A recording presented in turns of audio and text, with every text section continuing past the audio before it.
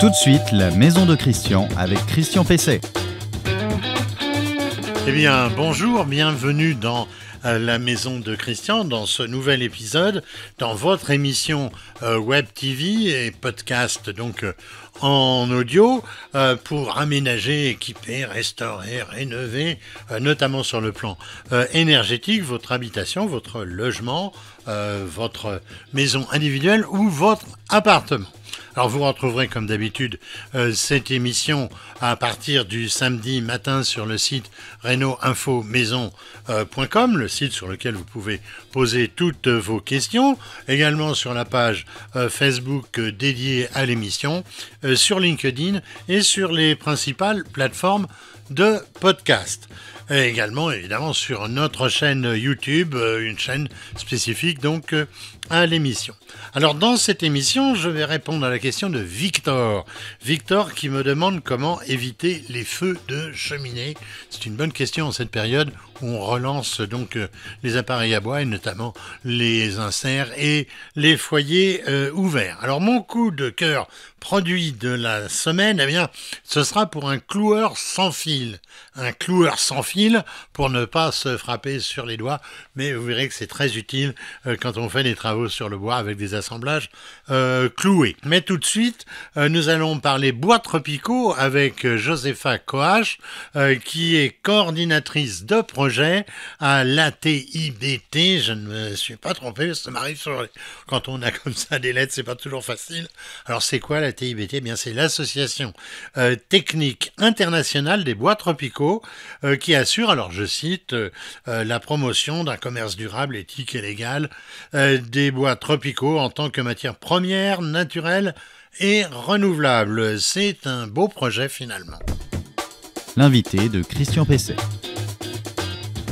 Alors l'invité de Christian Pesset, je l'ai dit il y a quelques instants, c'est donc Josepha Coache qui est membre de l'ATIBT. Alors Josepha Coache, bonjour. Bonjour Christian. Vous pouvez nous présenter votre structure, quelles sont ses missions, qui en est membre et vous-même, qui faites-vous? C'est une association interprofessionnelle qui a été créée dans le contexte de l'après-guerre au tout début des années 50 et qui avait pour objectif à l'époque d'organiser le commerce de bois tropicales donc entre les pays producteurs et la France et l'Europe dans un contexte de reconstruction après la Seconde Guerre mondiale. Donc aujourd'hui, la TIBT, c'est une association, toujours une association interprofessionnelle, qui regroupe un certain nombre d'acteurs, aussi bien des producteurs, donc des sociétés forestières basées dans les pays producteurs, dans les régions tropicales, mais également des importateurs, des négociants, des industriels, et puis des associations et des ONG environnementales, ainsi que des bureaux d'études, des centres de recherche, donc des universités. L'objectif de la TIBT, c'est de promouvoir un commerce responsable de bois tropicales, donc de promouvoir dans les régions productrices la production de bois en respectant des critères aussi bien en matière environnementale que sociale, et puis dans les pays importateurs, de développer les importations de bois tropicales correctement produits. Alors, quelle est la différence entre un bois exotique et un bois tropical, s'il y en a une? Oui, en termes de sens, exotique, ça ne renvoie à rien de très précis. Ce qui est exotique, c'est ce qui est loin, alors que tropical, c'est ce qui renvoie à l'origine du bois. Donc nous, comme on travaille aussi avec des scientifiques, on accorde une grande place à la recherche scientifique, on préfère être précis dans les termes qu'on emploie.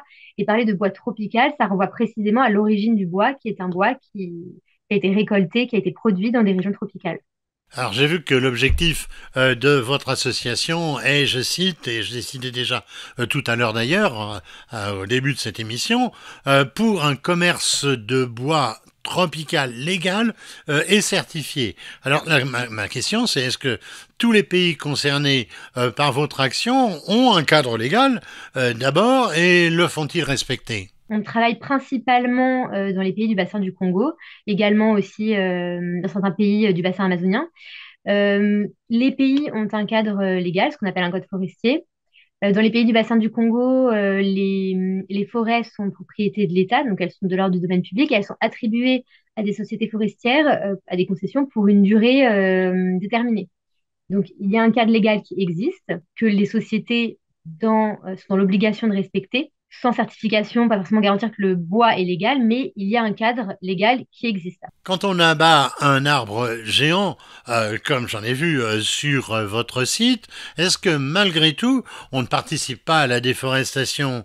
Est-ce qu'on ne participe pas à une atteinte sur le patrimoine végétal? Alors, quand on se situe dans une exploitation certifiée en gestion durable, c'est très important de comprendre que non, on ne participe pas à la déforestation, mais qu'en plus, on contribue à la prévenir.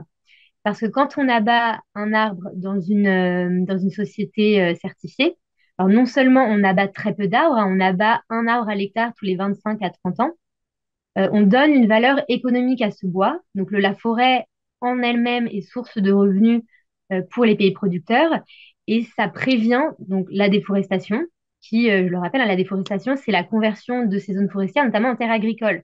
On prend souvent le cas de la Côte d'Ivoire, qui est un pays très forestier et qui a été en très grande partie déforesté pour la culture du cacao. Donc, donner une valeur économique à cette forêt en exploitant, en prélevant du bois de manière raisonnée, c'est une manière de conserver les forêts en les laissant sur place plutôt que de déforester pour planter des cultures qui seraient plus rentables si le bois n'était pas exploité. Alors ensuite, sur cette question de très grands arbres, euh, ça semble impressionnant. C'est aussi qu'on ne peut pas exploiter, on n'exploite pas dans une société certifiée des petits arbres, puisqu'il faut laisser le temps aux arbres de grandir suffisamment pour pouvoir se reproduire. Donc il y a ce qu'on appelle des diamètres minimums d'exploitabilité qui garantissent que les arbres qu'on abat ont eu le temps de grandir suffisamment pour assurer la régénération naturelle. Quand on sélectionne, comme ça doit être souvent le cas, un gros sujet qui est donc en pleine forêt, loin des pistes, est-ce qu'on ne sacrifie pas des centaines de petits plants pour sortir cette grume? Alors, il faut savoir que dans une exploitation certifiée, tout est pensé, rien n'est fait au hasard. Donc, avant le début du prélèvement et de l'exploitation, il y a une cartographie très précise qui est faite. Donc, on sait précisément dans chaque parcelle quel arbre il y a, quelle essence, combien de ces arbres aussi. Et quand on va abattre un arbre, alors non seulement on va abattre un arbre stratégiquement par rapport à la piste qui va ensuite permettre de l'acheminer vers le lieu de stockage ou de transformation, et on n'abat pas l'arbre n'importe comment.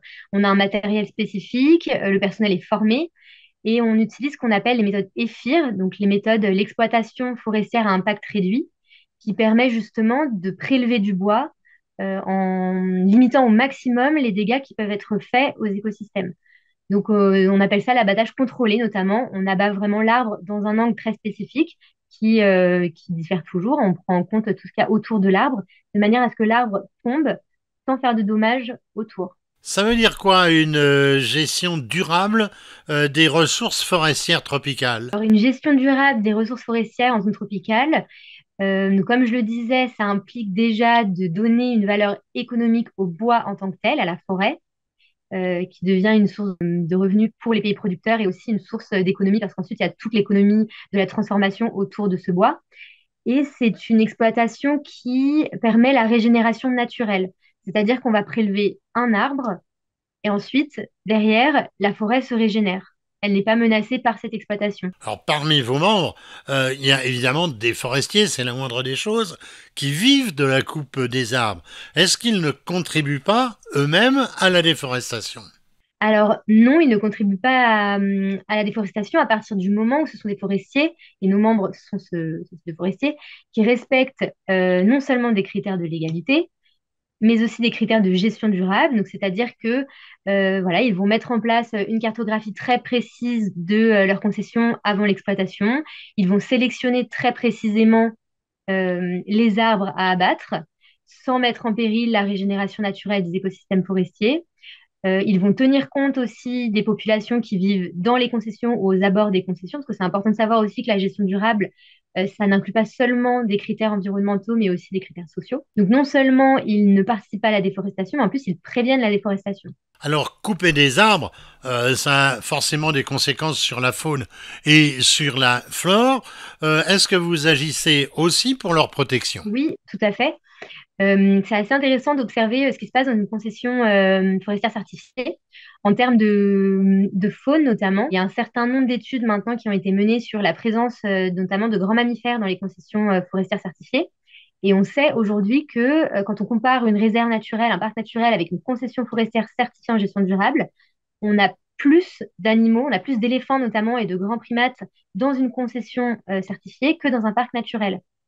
On observe que très rapidement, quelques jours après le prélèvement d'un arbre, on retrouve des éléphants, on retrouve des gorilles. Notamment, les gorilles adorent les trouées d'abattage, les endroits où sont tombés les arbres parce que c'est plein de pousses à leur disposition.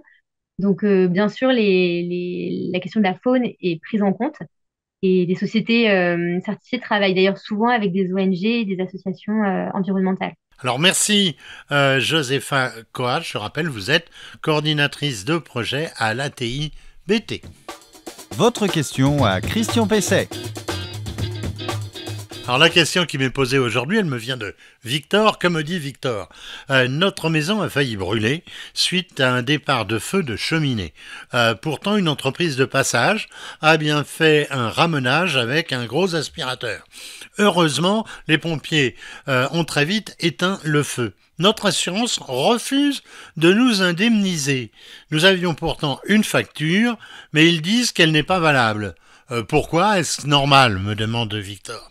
Alors, je l'ai déjà dit dans notre émission, le ramenage, eh bien, il doit être obligatoirement réalisé par un rameneur professionnel qui est diplômé. Alors il y a un article de loi, je vous le donne. C'est l'article 16 de la loi 96-603 Raffarin du 5 juillet 1996. Alors sans doute n'était-ce pas le cas, raison pour laquelle l'assurance refuse de vous indemniser. Alors l'accumulation de suie et de bistre, c'est-à-dire aussi de calcin dans le conduit de cheminée, eh bien est à l'origine de votre sinistre, ce qui sera fini par prendre feu. Alors le DTU, vous savez, c'est le document technique unifié qui indique les règles de l'art, on va dire, dans chaque métier et dans beaucoup d'opérations. Donc, eh bien, il fixe les règles de l'art en la matière pour le conduit de cheminée et il est formel. Le ramenage doit être physique.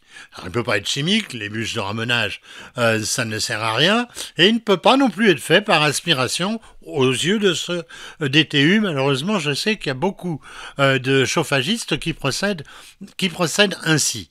Alors, ce DTU, qu'est-ce qu'il dit ? Eh bien, il dit, notamment, il dit beaucoup d'autres choses, évidemment. On entend par ramenage le nettoyage par action mécanique directe de la paroi intérieure du conduit afin d'en éliminer les suies et dépôts et d'assurer la vacuité, c'est-à-dire que c'est vide, du conduit sur toute sa hauteur jusqu'au fêtage, jusqu'à la sortie donc de cheminée.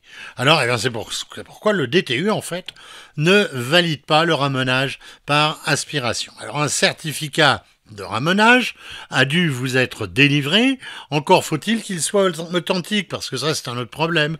Alors une simple facture par exemple, eh bien ça ne suffit pas. Il faut vérifier la réalité juridique de l'entreprise qui vous fait donc ce travail auprès de la chambre de métier ou du commerce suivant son statut, et il faut vérifier la certification rameneur donc de la personne qui intervient. Alors surtout méfiance, parce que je vois qu'il est question de entreprise de passage, donc méfiance envers les itinérants qui n'ont souvent aucune compétence, aucune qualification et qui vous forcent la main. Voilà, on enregistre beaucoup d'arnaques, ça il faut y faire surtout très attention. Surtout à l'encontre des personnes vulnérables, des personnes âgées. Si vous en avez dans votre famille, alertez-les. Bien que le ramenage soit une obligation, personne ne doit vous imposer et en profiter pour entrer chez vous ou chez ces personnes. Souvent à deux, il y en a une qui s'occupe de vous et bavarde avec vous pendant que l'autre fait le tour du coffret à bijoux. Soyez prudents, alertez donc vos proches, c'est vraiment une précaution essentielle. Et puis, faites ramener vos conduits de fumée 2 fois par an si c'est un combustible solide ou liquide, et 1 fois par an si c'est du gaz. Le coup de cœur produit de Christian Pesset. Alors mon coup de cœur produit, eh bien, il vous permettra d'éviter de vous taper sur les doigts en plantant un clou grâce au cloueur, donc sans fil de chez Heinel. Ce type de matériel existe depuis longtemps déjà, mais il est généralement pneumatique, il est même toujours pneumatique. Ça veut dire qu'il vous faut un compresseur. Alors celui-là, il n'a pas besoin d'une alimentation pneumatique, il est alimenté par l'électricité et par une batterie évidemment interchangeable. Alors vous pourrez faire avec lui des travaux de charpente, des travaux de toiture, mais aussi de mobilier, par exemple avec des panneaux. C'est vraiment très simple à ce moment-là et surtout très rapide de faire ce type de réalisation, et ça vous évitera d'avoir un compresseur ou de le louer, mais ce qui est quand même rarement dans la panoplie du bricoleur moyen. Alors ce cloueur, il utilise la technologie dite Press Air, qui est développée par la marque, qui intègre une chambre de compression d'air donnant une puissance équivalente à ce type de matériel en pneumatique. Alors l'outil est autonome puisqu'il utilise, je le disais, une batterie 18 volts de la plateforme Power Exchange compatible avec les nombreux outils de la marque.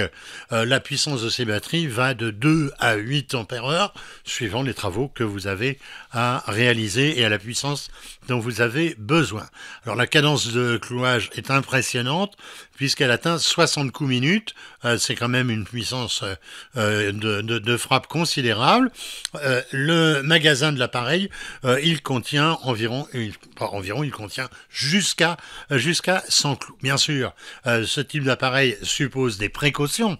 Ça peut faire aussi des dégâts, des précautions d'utilisation et de bonne sécurité. Alors l'outil est doté d'une sécurité contre un déclenchement involontaire et un bouton poussoir qui est placé devant la gâchette permet de déverrouiller celle-ci, donc on risque pas d'appuyer et que ça parte tout seul. Alors ce matériel, c'est donc le cloueur sans fil Fixetto 1850N de chez Heinel, dont le prix TTC conseillé est de 189,95 chez Heinel, c'est toujours ça, hein. On est à quelques centimes. Sans batterie ni chargeur, attention, puisque ça fait partie de la plateforme que j'évoquais tout à l'heure. Le prix des batteries, alors il y a 5 puissances, ça va de 49,95 à 124 euros, selon, donc je vous disais, la puissance, et le chargeur de 34,95 euros à 99,95 euros selon la rapidité de recharge. C'est disponible en grande surface de bricolage, en e-commerce et en négoce.